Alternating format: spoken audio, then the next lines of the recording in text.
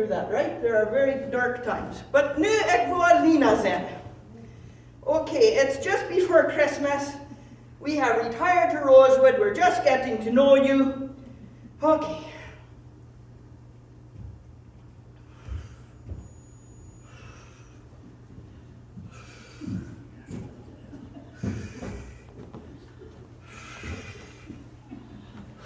Oh, what happened, honey?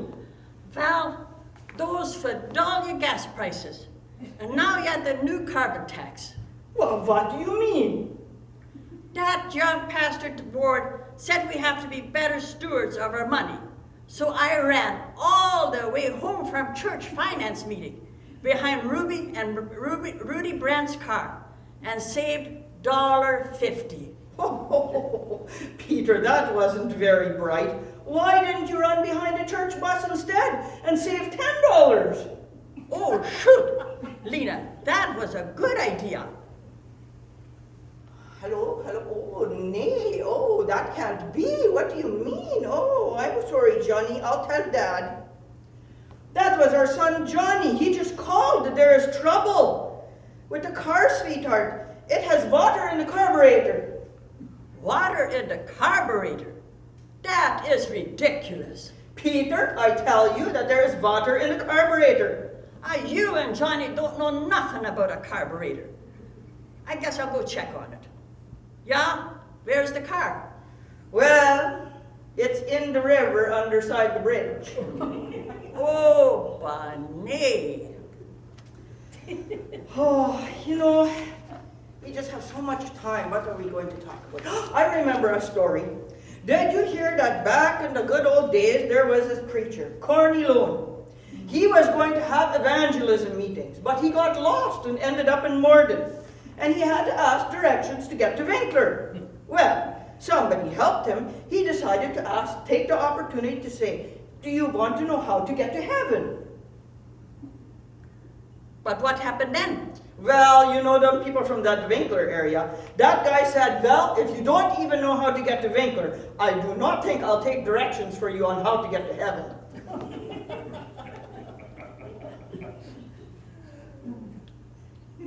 Val, I guess we should talk about that stuff that everyone is talking about and all you hear on the news all the time. You mean the Bombers winning the cup?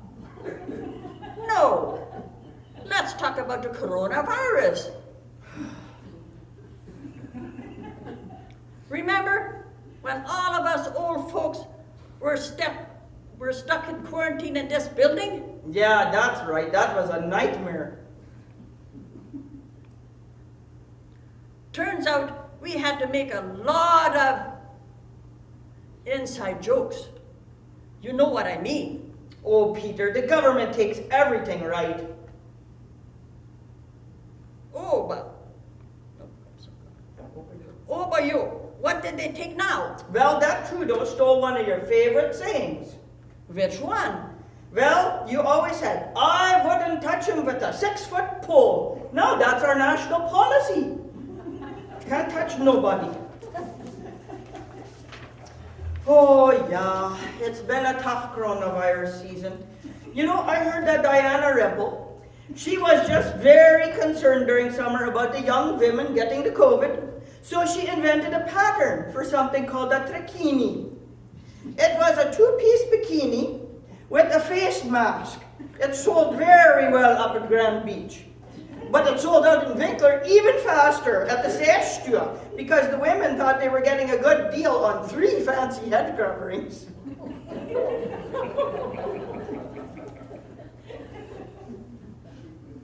I was distracted in church the other day and thinking such a fuss over a bit of cloth.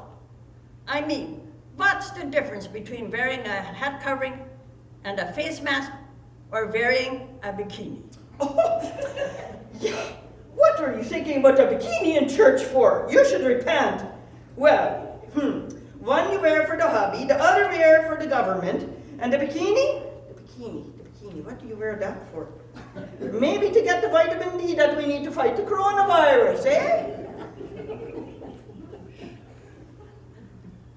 Yeah, now Lena is willing to do the one, and I'm willing to do the other one. But you sure don't want to see the two of us in bikinis. Ever. No, never. Never, never. Oh, you know, it was really boring the other day. So I turned to Peter and I said, what are your plans on this day, 50th day of quarantining? Well, I was thinking.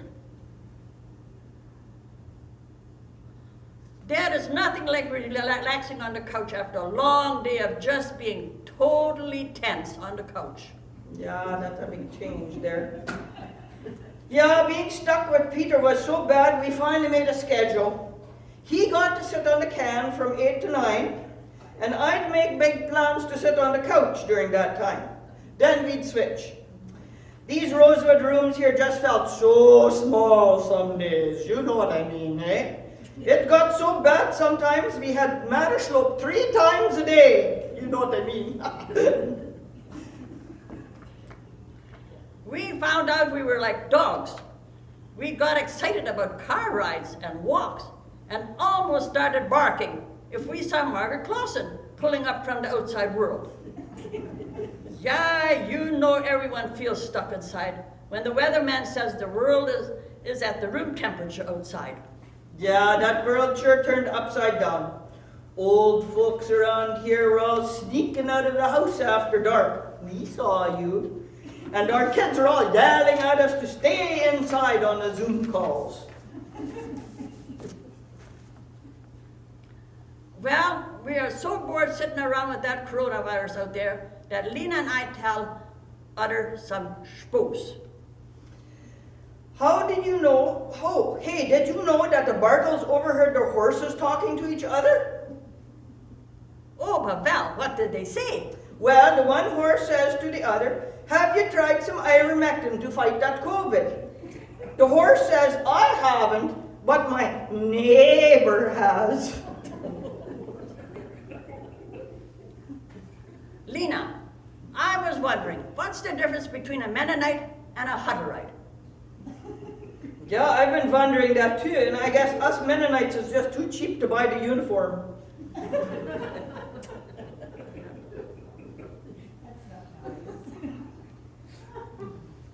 After watching all that Fox News, I sure am glad we live in Canada. Yeah, that's for sure. Remember that old grossmama I talked to that went to her car in the Walmart parking lot? She found 4 men breaking into her Buick. Yeah, that sure was something. She must be one of those Baptists, because she pulled out her big gun out of her tush and yells at them to get away from her car. That news guy said they sure ran fast. So she put her groceries in the back and gets in and tries to put the key in her ignition, but she's trembling a bit and it doesn't fit. Then she thinks, why is there a football and cases of beer in the back seat? Crazy. She gets out and finds her car a few feet away in the parking lot.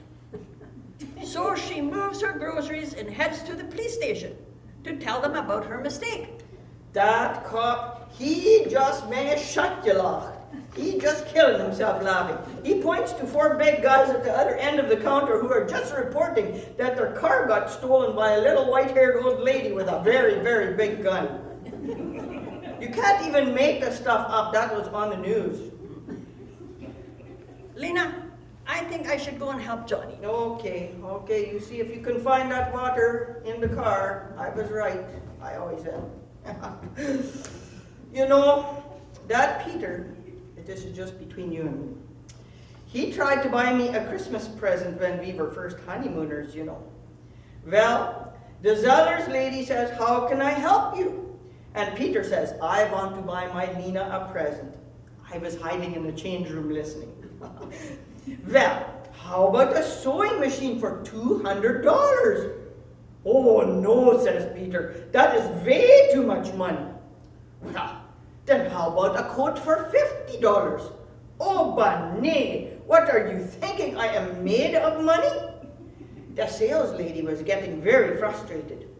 Well, she said, here's a nice scarf for only $10. Nay, that is far too much. I need something cheap.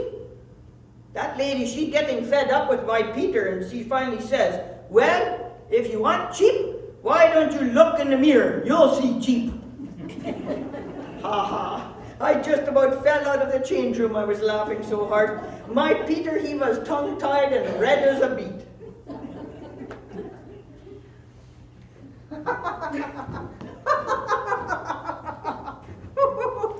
What you killing yourself laughing for, Peter? What's so funny? Well, you know the government doctor said that all we had to do was wear a mask and gloves was enough to keep you safe when we went to the co-op. Yeah, that's right. That's what they said. Well, people are just going crazy about the lockdowns. Turns out that freezing boy took it literally and forgot to put his clothes on. I guess it did keep him safe because everyone was staying 6 feet away or running in the other direction.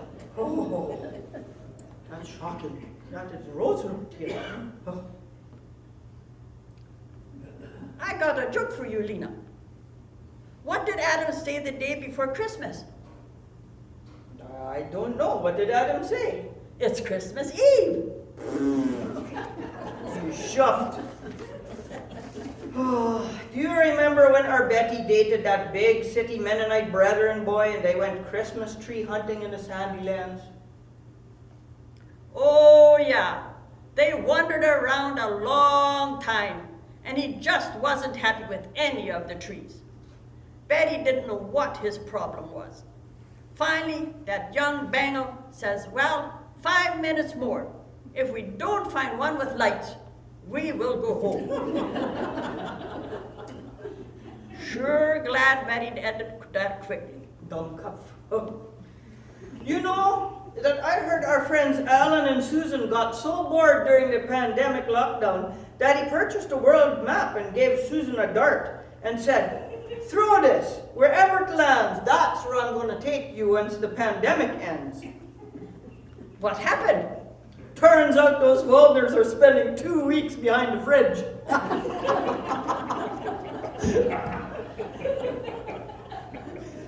Oh, Peter, oh, this world is just full of doom and gloom. And I was thinking about all the bad times and such, and I wondered, when you're in your casket and friends and neighbors are mourning you, what would you like them to say about you? Well, I would like them to say that I was a wonderful husband, a fine spiritual leader, and good farmer. But what would you like to say to them about you, Lena? Well, actually, what I'd like them to say is, look, she's moving. And that is all.